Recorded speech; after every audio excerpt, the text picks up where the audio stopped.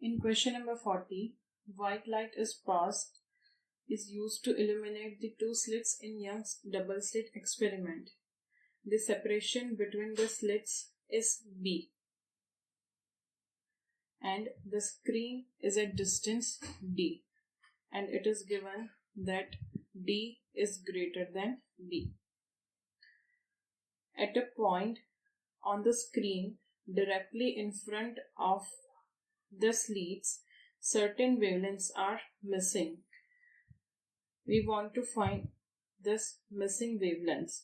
Here, wavelengths are missing. That means there will be destructive interference. The path difference on the screen at a distance y from central maxima will be equal to yb upon d.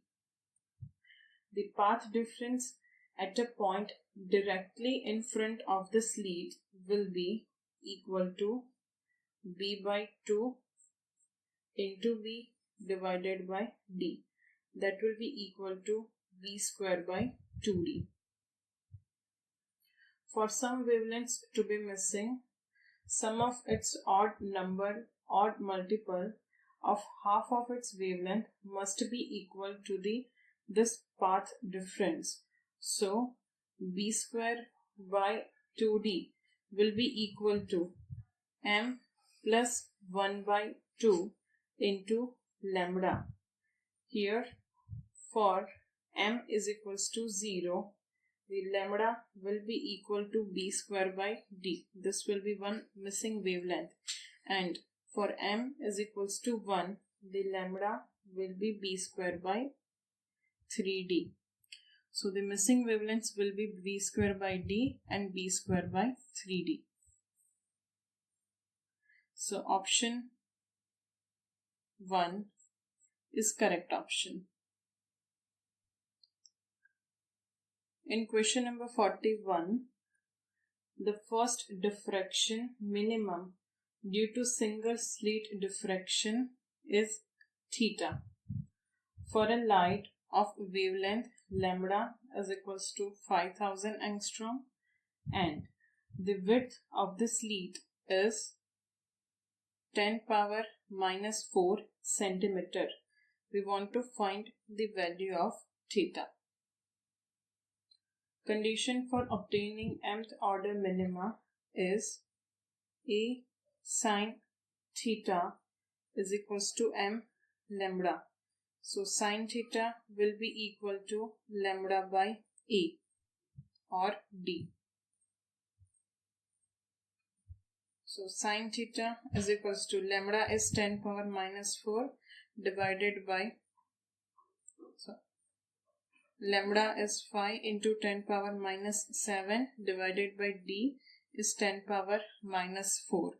So sin theta will be equal to 1 by 2. Because we have to convert this 10 power minus 4 centimeter into meter, that will be 10 power minus 2. So sin theta will be equal to 1 by 2.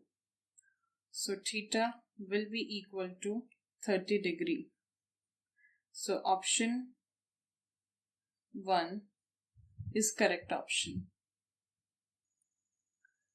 In question number 42, two parallel pillars are 11 km away from an observer.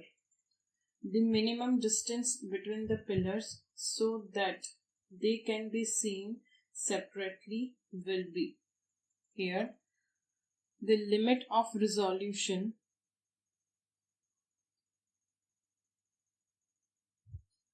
for human eye is 1 by 60 degree. So the pillars will be seen distinctly if the theta is greater than 1 by 60 degree. Here the distance, these are the two pillars, distance between them is d and distance from the eye is, let's say, x. So we know that angle is equals to arc upon radius.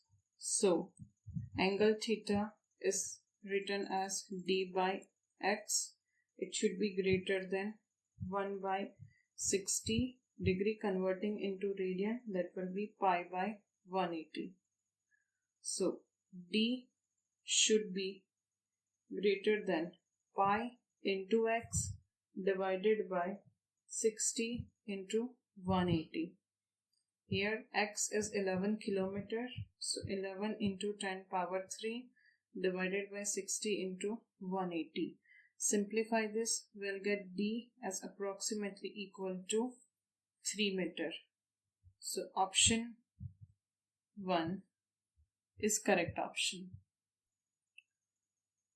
In question number 43, a horizontal beam of vertically polarized light of intensity I0 is equals to 43 watt per meter square is sent through two polarizing sheets. The polarizing direction of the first is 60 degree to the vertical and that of second is horizontal. We want to find the intensity of the light transmitted by the pair of the sheets.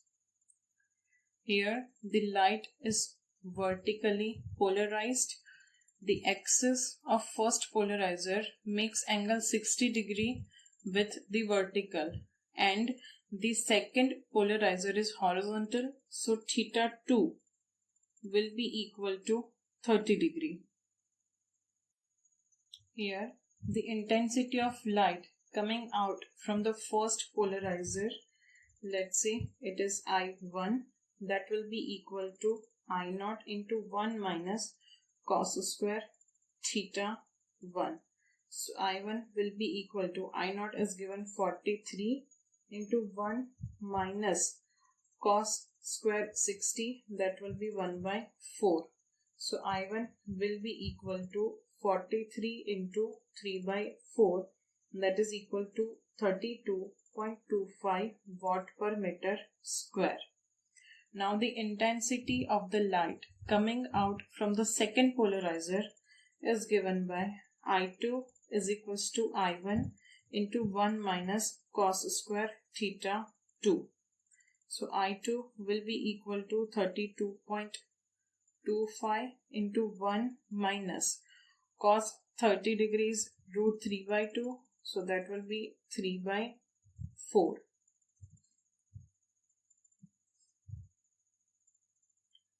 So I2 will be equal to 32.25 into 1 by 4. So I2 will be equal to 8.1 watt per meter square. So option 1 is correct option.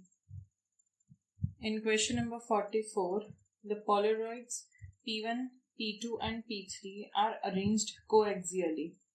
The angle between P1 and P2, let's say it is theta 1, is 37 degree. What should be the angle between P2 and P3 so that intensity of emerging light is quarter of intensity of unpolarized light? That means it is given that I is equals to I0 by 4.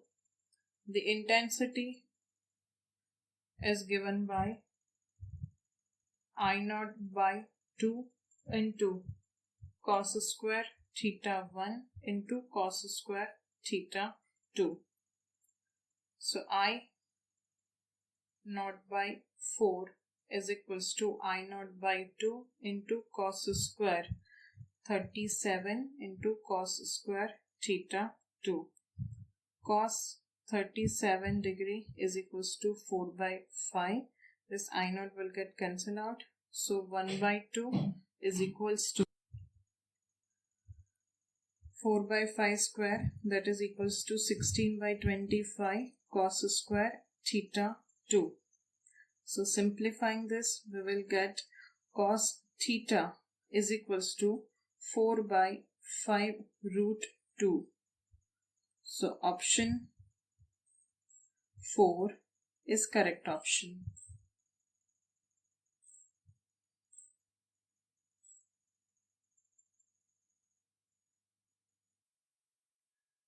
In question number 45, a plain polarized beam of intensity I is incident on a polarizer with the electric vector inclined at 30 degree to the optical axis of polarizer, that is theta 1 is equals to 30 degree. Now it passes through an analyzer whose optical axis is inclined at 30 degree to that of polarizer. So theta 2 will also be equal to 30 degree. We want to find the intensity of light coming out of the analyzer. Here we will use the Malus law 2 times. The intensity of light coming out of polarizer, that is I1, is equals to I cos square theta 1. So I1 will be equal to I cos square 30 degree. Cos 30 degree is root 3 by 2. So I1 will be equal to I into 3 by 4. Now the intensity of light coming out of polarizer will be I2 is equals to 3I by 4 cos square theta 2, that is equals to cos square 30. So I2 will be equal to 3I by 4 into 3 by 4. So I2 will be equal to 9I by 16. So option 1 is correct option. Thank you.